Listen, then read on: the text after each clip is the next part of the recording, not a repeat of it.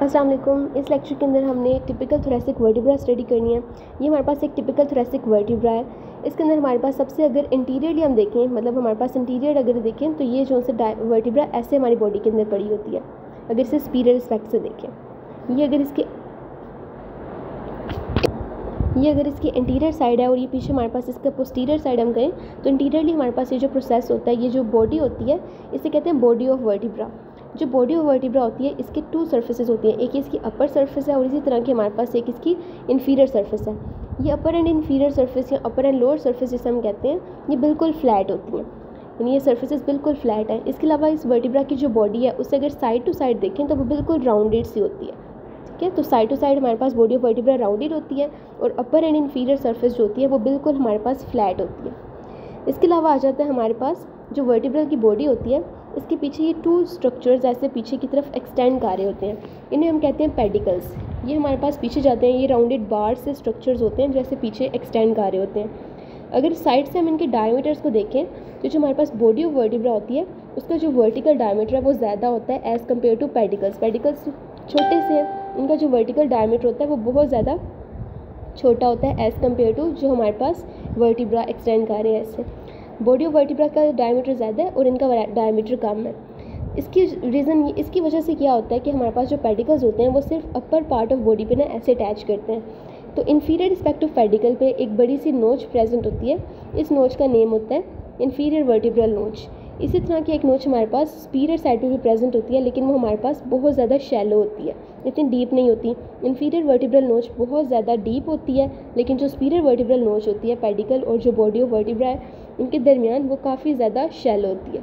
ये हमारे पास to notches होगी, ये सुपीरियर वर्टिब्रल नोच और ये वाली इन्फीरियर वर्टिब्रल नोच। इसके अलावा अगर आगे देखें हमारे पास तो ये जो पेडिकल्स हैं इनके बाद आगे ये दो स्ट्रक्चर्स ऐसे एक्सटेंड कर रहे होते हैं, ये वाले, इन्हें हम कहते हैं लेमिना। ये दोनों लेमिना जो हैं वो आगे जाके हमारे पास एक ऐसे प्रोसेस बना रहे होते हैं। ये जो प्रोसेस हमें आगे नज़र आ रहा है, इस प्रोसेस का नाम होता है स्पाइनस प्रोसेस ऑफ वर्टिब्रा। इसके अलावा हमारे पास दो प्रोसेसेस और होते हैं जो ऐसे साइड्स पे एक्सटेंड कर रहे होते हैं। इन दोनों का नाम होता है ट्रांसवर्स प्रोसेस ऑफ वर्टिब्रास। ये हमारे पास टोटल प्रोसेसेस हो गए। अब इस हमारी जो पास टिपिकल वर्टिब्रा होती है उसके ऊपर कुछ फेसेट्स पड़े होते हैं। ये फेसेट्स डिफरेंट जो हमारे पास बोनी अटैचमेंट्स है वो प्रोवाइड करते हैं। सबसे पहले हमारे पास जो फेसेट ये आगे हमें नज़र आ रहे हैं यहाँ पे, ये दो, इन दोनों को कहते हैं सुपीरियर आर्टिकुलर फेसेट्स। ये हमारे पास जो से एडजेसेंट वर्टिब्रास होती हैं वो इन फेसेट्स के थ्रू एक दूसरे के साथ आर्टिकुलेट करती हैं। इसी तरह के दो फेसेट्स हमारे पास inferior respect of posterior side पे जब हम देखें तो यहाँ इन्फीरियर साइड पे भी पड़े होते हैं। इन दो फेसेट्स का नाम होता है इन्फीरियर आर्टिकुलर फेसेट्स। ये हमारे पास दो फेसेट्स हो गए।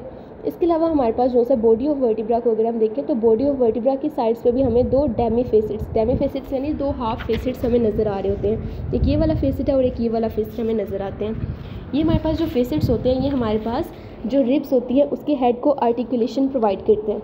यानी अगर हम ये फिफ्थ थोरेसिक वर्टिब्रा है तो जो फिफ्थ थोरेसिक वर्टिब्रा होती है वो क्या करती है, उसका जो सुपीरियर ये फेसेट होता है, सुपीरियर कोस्टल फेसेट होता है, ये हमारे पास जो हेड ऑफ फिफ्थ रिब है उसके साथ आर्टिकुलेट करता है। यानी अगर ये फिफ्थ थोरेसिक वर्टिब्रा है तो इसके जो ऊपर वाला फेसेट है इसके ऊपर फिफ्थ रिब ही आके आर्टिकुलेट करेगी, फिफ्थ रिब का हेड।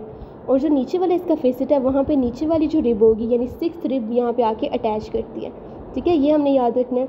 जैसे अगर हमारी बॉडी में ये पड़ी हुई है ऊपर सुपीरियर एस्पेक्ट से हम देखें ऐसे करके, तो जो हमारे पास ये जो सुपीरियर फेसेट है यहाँ पे ऐसे करके जो हमारे पास फिफ्थ रिब है वो आके अटैच करेगी, और जो ये नीचे इन्फीरियर फेसेट है, इन्फीरियर फेसेट पे सिक्स्थ रिब आके अटैच करती है।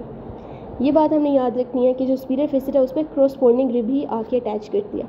इसके अलावा जो फेसेट्स हैं वो हमारे पास एक ये ट्रांसवर्स प्रोसेस जो हमने पढ़े थे ये साइड पे, ये वाले जो दो प्रोसेसेस हैं इनके पीछे भी दो हमारे पास आर्टिकुलर फेसेट्स पड़े होते हैं। उन्हें देखिए हम, तो ये जो फेसेट्स यहाँ पे नज़र आ रहे हैं ट्रांसवर्स प्रोसेस के पीछे, इन्हें हम कहते हैं फेसेट्स। अब ये जो फेसेट्स होते हैं ये किस चीज़ के अटैचमेंट प्रोवाइड करते हैं, ये जो हमारे पास एक रिब होती है, रिब के ऊपर हमने ट्यूबरकल पढ़ा था, ये उस क्रॉसपोंडिंग रिब के ट्यूबरकल के साथ आर्टिकुलेट करते हैं। यानी जब हमारे पास यहाँ पे फिफ्थ रिब अटैच करती है ऐसे, फिफ्थ रिब यहाँ पे superior surface of body of vertebra के साथ जब आर्टिकुलेट करती है तो आर्टिकुलेट करके जब वो ऐसे पास कर रही होती है रिब तो उसका यहाँ पे अटैच करेगी रिब का हेड, और ये वाला पार्ट जो होता है यहाँ पे ट्यूबरकल उसका प्रेजेंट होता है। तो जो ट्यूबरकल ऑफ रिब है, ट्यूबरकल ऑफ फिफ्थ रिब, अगर ये फिफ्थ थोरेसिक वर्टिब्रा है तो जो फिफ्थ रिब का ट्यूबरकल होता है वो हमारे पास इस कोस्टल फेसेट के साथ आर्टिकुलेट करता है। थी कि ऐसे करके। तो ये हमारे पास जो है इसकी टोटल जो फीचर्स थे टिपिकल वर्टिब्रा के वो है इसके अंदर।